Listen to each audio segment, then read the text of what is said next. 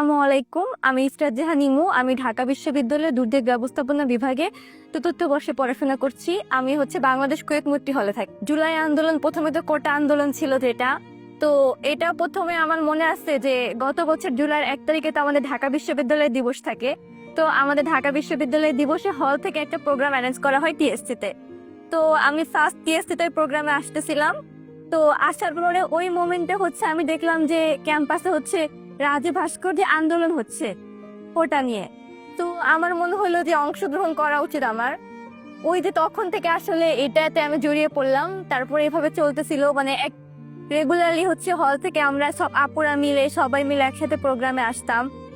মানে এটা মনে হয়েছিল যে আসলে এটা একটা ন্যায্য দাবি আমাদের জন্য। কোটা কোটা প্রথা তো বিলুপ্ত করা উচিত, সেইভাবে আন্দোলনে আসা আর কি। এইভাবে শুরু। আমার মনে হচ্ছিল যে আচ্ছা, আমি তো পড়াশোনা করতে চাকরি করার জন্য, আমি তো একটা চাকরি করতে চাই। তো এখন যদি কোটা থাকে, আমি আসলে তো পিছায় পড়তেছি, আমি তো আমার যোগ্যতাকে প্রুফ হচ্ছে না এই ক্ষেত্রে। তো তখন আমার মানে সেভাবেই আসলে আন্দোলনে আসা।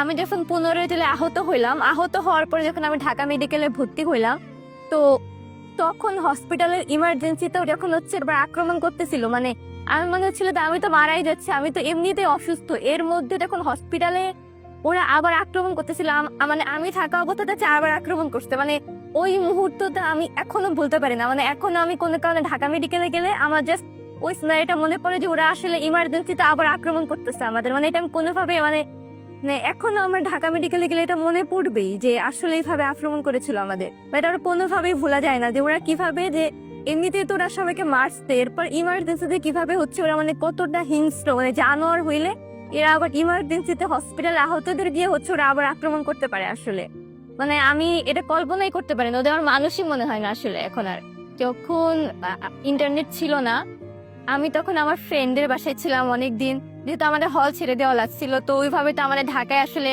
থাকার জায়গা নাই। তো আমি প্রথমে অনেকদিন ফ্রেন্ডের বাসায় থাকলাম। তো তারপরে আমি এইখানে হলের আশেপাশে আমি আমার আরেকজনের বাসায় থাকলাম। তো থাকার পরে কি হইতো, দেখা যেত আমাদের ক্যাম্পাসে আসতে দিত না। মানে আমার মনে হতো আমার এই ক্যাম্পাসে আমি ঢুকতে পারতেছি না। তখন আমার ট্রিটমেন্ট চলতো ঢাকা মেডিকেলে। তো তখন আমি যেহেতু ইন্টারনেট বন্ধ, কারো খোঁজ খবর দিতে পারতেছি না, আন্দোলনের আপডেট কি আমি বুঝতে পারতাম না। তো তখন আমি কল করতাম, মানে আমার অন্য ফ্রেন্ড যারা একটু অন্য এরিয়াতে, এই এরিয়াতে তখন আন্দোলন খুব একটা হইতো না আসলে। এই তো ক্যাম্পাসের রানিং রেস্ট্রিক্টেড ছিল। তো আমার অন্য এরিয়ার ফ্রেন্ডরা মোহাম্মদপুরে বা মিরপুরে আন্দোলন করতো, ওদের থেকে আমি আসলে ফোন দিয়ে খোঁজ খবর নিতাম যে আসলে আপডেট কি হচ্ছে না হচ্ছে। মানে তখন ফোন দেওয়া ছাড়া আর আপডেট নিয়ে আসার উপায় ছিল না। আর টিভিতে যে খবরগুলো দেখাতো, এগুলো তো আমি বুঝতাম যে এগুলো আসলে মিথ্যা খবর।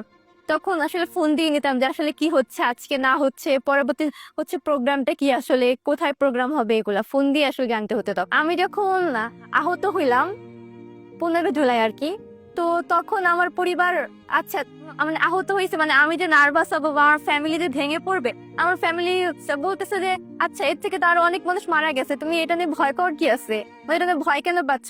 আর আমার সব থেকে আমার ফ্যামিলি সাপোর্টের কথা যদি আমি বলি, আমার মনে আছে যে যখন 17 জুলাই আমাদের হল থেকে বের করে দিচ্ছিল রাত বিকাল বেলায়, তো আমার বাংলাদেশ কুয়েত মৈত্রী হল, তো হলের যে বাইরে গেটটা, তো ওই গেলে ককটেল পুরা ছিল, সাউন্ড গ্রেনেড এগুলো হচ্ছিল।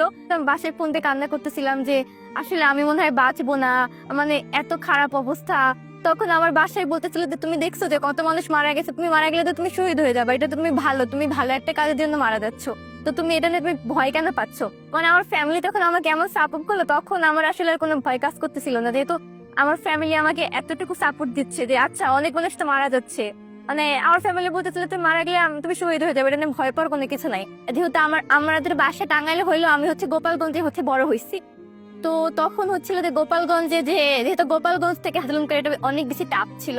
তো আশেপাশে অনেকে আমাকে হুমকি দিচ্ছিল, আমাদের বাসায় এসে হুমকি ধামকি দিয়ে যাচ্ছিল।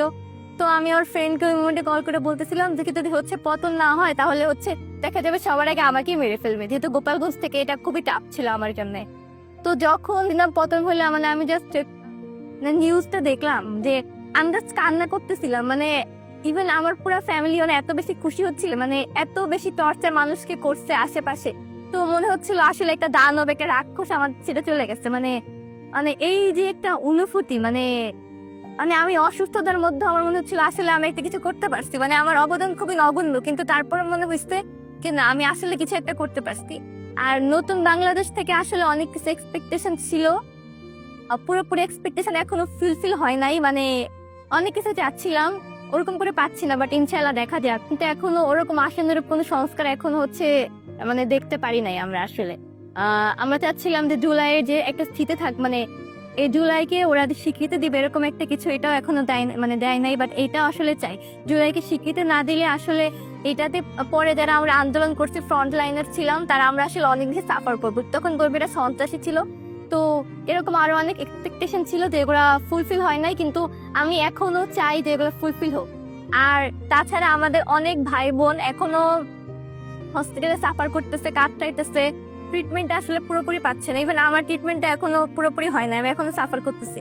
তো আমি চাই যে এই যে যারা ফ্রন্ট লাইনার বা যোদ্ধা, জুলাই যোদ্ধা, তাদের চিকিৎসাটা আরো একটু ভালো করে হোক, তাদের থেকে আরো বেশি নজরদারি দেওয়া হোক।